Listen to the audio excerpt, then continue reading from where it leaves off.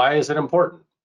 Again, in order to properly set up your amplifier so that it doesn't go into the distortion region or it's not operating in the noise region, you need to understand the drive level and also the MER curve of your amplifier. So let's do a little input exercise. We've already looked at an example of an MER curve. So let's imagine that we have an amplifier where the target drive level is 6 dBmV per channel. We have a 750 megahertz channel lineup, and our input levels are 12/19. So if our input levels are 12/19 and our drive level, the pad should be a 6 pad, right? That's easy math. Well, no, because what we didn't do was recognize that the equalizers also have loss. Equalizers, as I mentioned, are frequency-specific attenuators. So an equalizer has loss, but different loss at different frequencies. So I have this little calculator that allows me to put in my input channels. In this case, channel 117/198. Those are my balancing channels, and I have 12/19 coming in. I would need to install a 12 value equalizer in order to take that tilt and flatten it out going into the drive level of my amplifier. Now, if I look at a 12 value EQ over here, I actually have 4.3 dB of loss at 750. That's the insertion loss of the equalizer at that channel. And at channel 98, I have about 11.6 dB of insertion loss on that channel. So I have to subtract that from my actual input to get the drive level, not including my input pad. So in this instance, with an input pad value of 2 and an input equalizer of 12, my drive level is actually a flat 5. So that would put me at a really close to the target input level or drive level of this particular amplifier.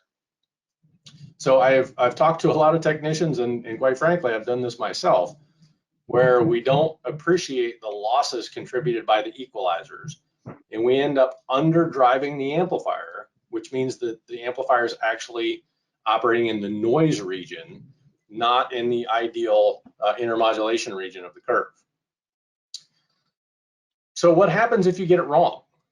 As I mentioned, here be dragons, and this is actually a great example of an amplifier that was set up in the clipping region of the curve.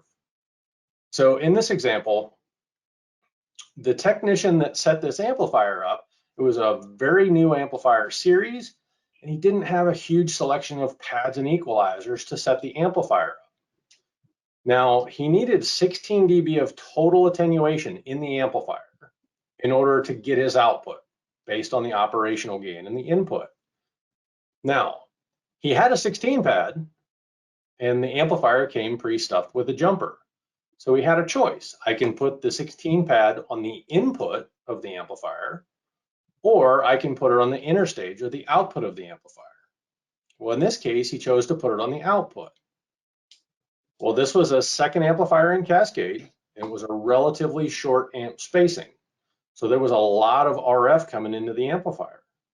Well, what happened was, having a 0 pad on the input of the amplifier, his drive level was in the clipping region of the amplifier's NPR curve. So while his output levels were exactly correct, his signal quality was very low. There was 31 dB MER on the output of the amplifier, even though the amplitude of his balancing carriers were exactly correct. So what we did was took 10 dB of output attenuation from the interstage and put it on the input. And what that did was move back into a linear intermodulation region of the amplifier, and the MER improved by 12 dB. So that's why the input drive level is so important, is because it can actually affect the signal quality of the amplifier itself. Now, in both of these instances, the total station attenuation was the same. the operational gain was the same. The amplitude or the output level of the amplifier was the same.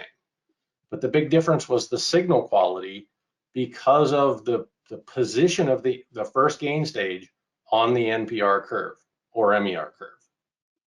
So when properly set up, today's amplifiers are very high quality. They're capable of passing very high quality signals through them, but setup is so important. Now on the output side of this amplifier, we have the ability to pull some information from video set-top boxes and cable modems, right?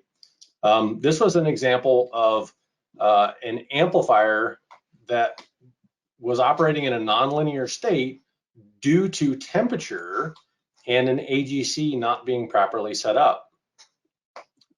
So it got cold, the amplifier's AGC was not turned on, and the output signal levels increased dramatically, which also increased the drive level to the next amplifier in cascade, putting it into a nonlinear performance region.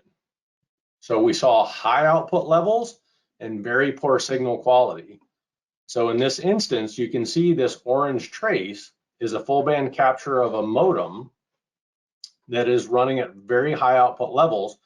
But out here in this vacant portion of the spectrum, you also see there's a lot of noise, or what looks like noise, but is actually second and third order distortions because this amplifier is operating in a nonlinear state. Now the green trace is the same modem after the amplifiers were set up properly and the ADU was set up. So you can see that the total power went down, but the noise floor went also way down because those distortions were no longer there. So in this instance, the signal quality improved significantly because the amplifiers were set up and the AGCs were set up correctly. Okay, we're almost done. Deanna, remind us why this matters. Yeah, so as we can see, RF amplifiers have evolved, they're getting complicated, and even though they're really resilient and they provide incredible performance, we need to be diligent in setting them up properly so we can provide reliable high-speed internet services to our business and homes in our network. These critical components enhance not only the strength of the signal, but they need to maintain quality. But this quality is dependable on how well we set them up. So just remember, it is crucial to optimize them based on guidance that are joined between the network operators and the vendor community. As we mentioned, in order to achieve higher speeds in bandwidth limited systems, we may have to offer higher order modulation. And these higher orders of modulation, like 4096 QAM, require much higher signal quality than some of the legacy channels like 256 QAM. So in the future, signal quality equals throughput, which equals speeds. So it's critically important that we properly align our amplifiers to maintain the highest quality signals to offer the greatest speed to our customers. Hey everybody, it's Mike Odell from the Penn, Ohio chapter of the SCTE. Thanks for tuning in to today's episode for the latest in technology and troubleshooting techniques. If you like the content, make sure to like and subscribe. And if you have ideas for upcoming videos, make sure to leave them in the comments below.